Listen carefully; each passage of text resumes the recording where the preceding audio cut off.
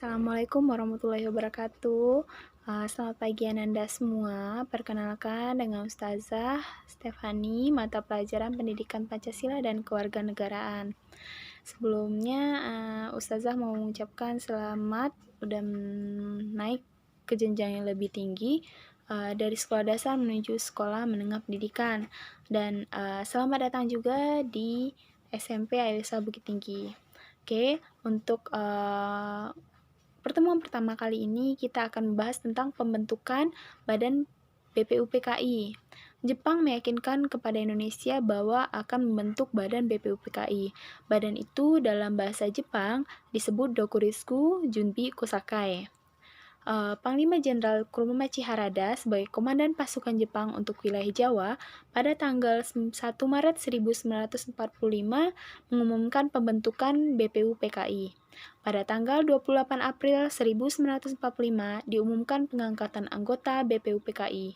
Upacara peresmiannya dilaksanakan di gedung Chuo Sangi di Pejambon, Jakarta, yang sekarang sebagai gedung Departemen Luar Negeri.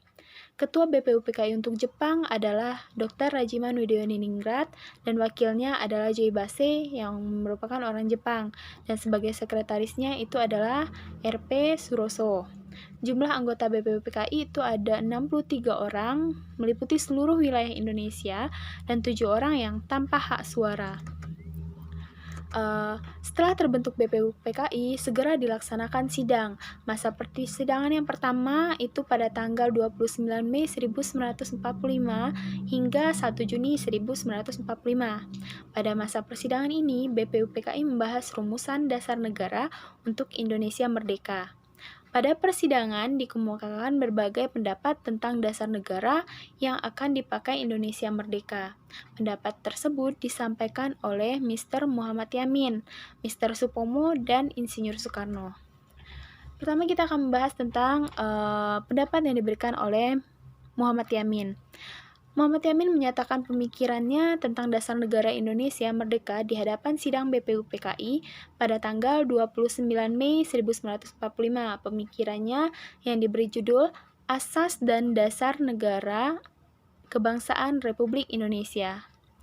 M. Yamin mengusulkan dasar negara Indonesia merdeka yang intinya peri kebangsaan, peri kemanusiaan, peri ketuhanan, peri kerakyatan, dan kesejahteraan rakyat. Dan menurut Supomo, mendapat giliran mengemukakan pemikirannya di hadapan sidang BPUPKI pada tanggal 31 Mei 1945. Pemikirannya berupa penjelasan tentang masalah-masalah yang berhubungan dengan dasar negara Indonesia merdeka. Negara yang akan dibentuk hendaklah negara yang negralistik, integralistik yang berdasarkan pada hal-hal persatuan, kekeluargaan, keseimbangan lahir dan batin, musyawarah, dan keadilan sosial. Sedangkan menurut Insinyur Soekarno pada tanggal 1 Juni 1945 mendapat kesempatan mengemukakan dasar negara Indonesia merdeka. Pemikirannya terdiri atas 5 asas. Yang pertama, kebangsaan Indonesia. Yang kedua, internasionalisme dan perikemanusiaan. Yang ketiga, mufakat atau demokrasi.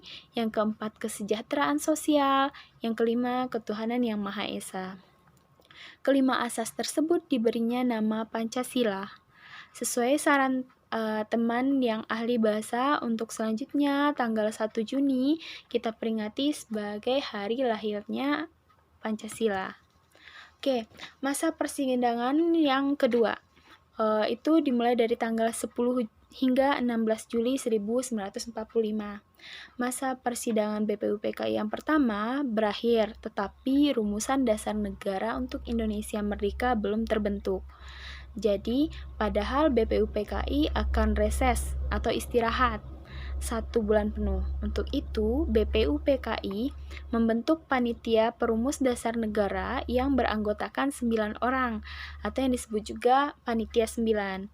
Tugas panitia 9 adalah menampung berbagai aspirasi tentang pembentukan dasar negara Indonesia merdeka. Mungkin Anda sudah tahu siapa aja anggota-anggota panitia 9.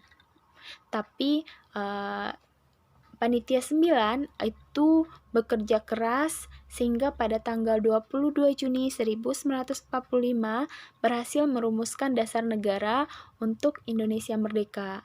Rumusan ini oleh M. Yamin diberi nama Jakarta Charter atau Piagam Jakarta. Oke, anggota Panitia 9 itu yang pertama tentunya Insinyur Soekarno sebagai ketua, Abdullah Zakir, Muhammad Hatta, Kiai Haji Abdul Wahid Yasim, itu selanjutnya ada M. Yamin, ada Ahmad Subagio, Haji Agus Salim, Abi Kusno, Cokro Suryono, dan A.A. Maramis. Oke, BPUPKI mengatakan sidang kedua pada tanggal 10 hingga 16 Juli 1945. Pada masa persidangan ini, BPUPKI membahas rancangan Undang-Undang Dasar. Untuk itu, dibentuk Panitia Perencana Undang-Undang Dasar yang diketuai oleh Insinyur Soekarno. Panitia tersebut juga membentuk kelompok kecil yang beranggotakan 7 orang yang khusus merumuskan rancangan Undang-Undang Dasar. Pertama, kita akan membahas kelompok kecil yang diketuai oleh Mr. Supomo dengan anggota Wongso Negoro, Ahmad Subarjo, Singgi, Haji Agus Salim, dan Sukiman.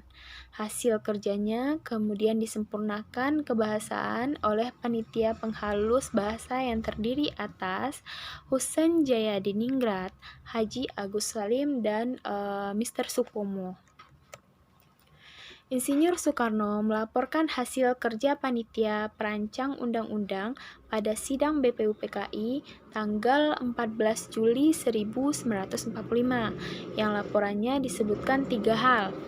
Yang pertama, pernyataan Indonesia merdeka. Yang kedua, pembukaan Undang-Undang Dasar.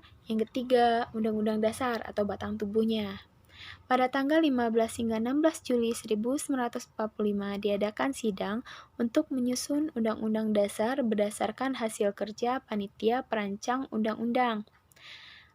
Pada tanggal 17 Juli 1945 dilaporkan hasil kerja penyusunan Undang-Undang Dasar dan laporan itu diterima sidang pleno BPUPKI. Selanjutnya kita akan bahas tentang pembentukan Panitia Persiapan Kemerdekaan Indonesia. Pada tanggal 7 Agustus 1945, BPUPKI dibubarkan oleh Jepang.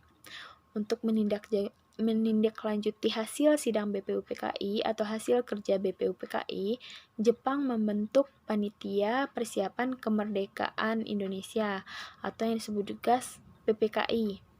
Lembaga tersebut dalam bahasa Jepang disebut Dokuritsu Jumbi Rinkai.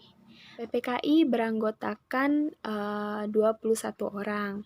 Itu 12 dari Jawa, 3 orang dari Sumatera, 2 orang dari Sulawesi, 1 orang dari Sunda Kecil, dari Maluku, serta penduduk Cina. Ketua PPKI tanggal 18 Agustus 1945 menambah anggota PPKI 6 orang lagi, sehingga semua anggota PPKI berjumlah 27 orang. PPKI dipimpin oleh Insinyur Soekarno, wakilnya Dr. Andes Muhammad Hatta, dan penasehatnya Ahmad Subadio.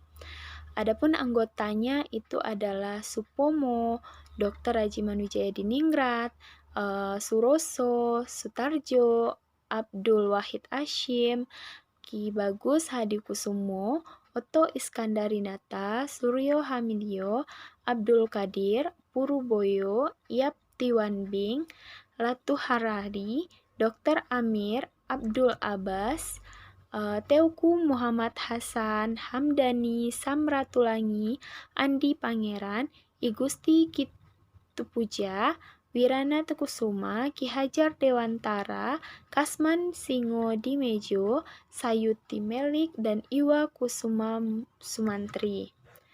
Proses penetapan dasar negara dan konstitusional negara. Pada tanggal 18 Agustus 1945, PPKI mengadakan sidangnya yang pertama. Sidang ini membahas konstitusi negara Indonesia, presiden dan wakil presiden Indonesia, serta lembaga yang membantu tugas presiden.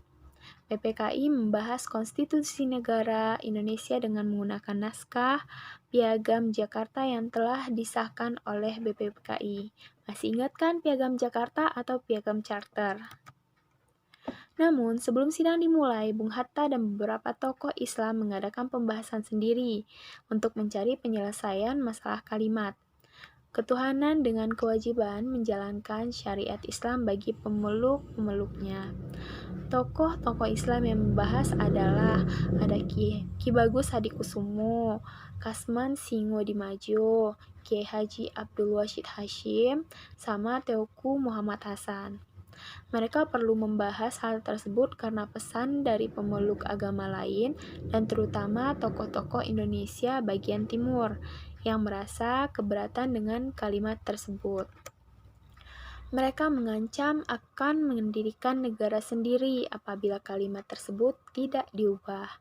Dalam waktu yang tidak terlalu lama, dicapai kesepakatan untuk menghilangkan kalimat dengan kewajiban menjalankan syariat Islam bagi pemeluk-pemeluknya.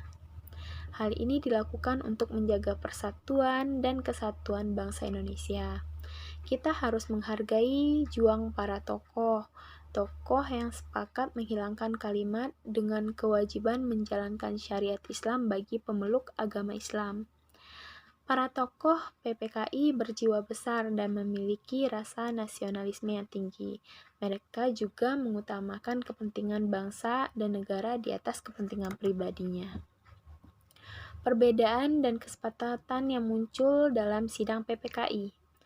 Pada sidang pertama PPKI, Rancangan Undang-Undang Dasar hasil kerja BPUPKI dibahas kembali. Pada pembahasannya terdapat usul perubahan yang dilontarkan kelompok Hatta. Mereka mengusulkan 2 perubahan. Pertama, berkaitan dengan sila pertama, yang semua berbunyi, ketuhanan dengan wajib menjalankan syariat Islam bagi pemeluk-pemeluknya, diubah menjadi ketuhanan yang Maha Esa. Kedua, bab 2 Undang-Undang Pasal 6 yang semula berbunyi Presiden ialah orang Indonesia yang beragama Islam, diubah menjadi Presiden ialah orang Indonesia asli. Semua usulan diterima oleh peserta sidang, hal itu menunjukkan mereka sangat memperhatikan persatuan dan kesatuan bangsa. Rancangan Hukum Dasar yang diterima BPUPKI pada tanggal 17 Juli 1945 setelah disempurnakan oleh PPKI disahkan sebagai Undang-Undang Dasar Negara Indonesia. Undang-undang itu kemudian dikenal sebagai Undang-Undang Dasar 1945. Keberadaan Undang-Undang Dasar 1945 diumumkan dalam Berita Republik Indonesia tahun kedua nomor 7 tahun 1946 pada halaman 45 hingga 48. Untuk sistematika Undang-Undang Dasar 1945 itu ada permukaannya sebagai mukadimah, ada batang tubuh, dan penjelasan Undang-Undang Dasar 1945. Itulah penjelasan dari Ustazah. Untuk cukup sekian dulu. Jadi untuk di rumah Ananda bisa mengerjakan UK1 pada LKS-nya, dan Ustazah berharap dengan apa yang Ustazah sampaikan Ananda bisa mengerti bagaimana perjuangan kemerdekaan Republik Indonesia mulai dari sidang BPUPKI hingga sidang PPKI yang menghasilkan Undang-Undang Dasar Negara Republik Indonesia dan Pancasila. Oke, terima kasih atas perhatiannya. Assalamualaikum warahmatullahi wabarakatuh.